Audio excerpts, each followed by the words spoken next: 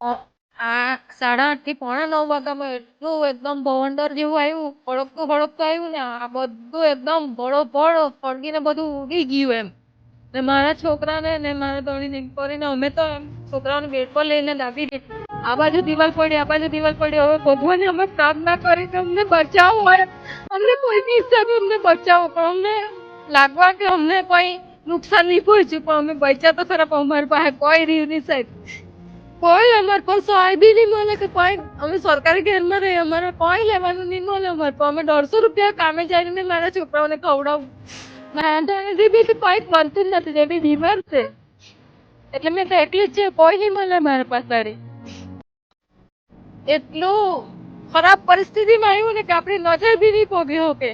એટલી ખરાબ પરિસ્થિતિમાં આવ્યું કે એટલા વિમાન કે હેલિકોપ્ટર 4-5 હોય ને એટલો અવાજ આવે, એકબીજાનો અવાજ પણ નહીં અમે સાંભળી શકીએ.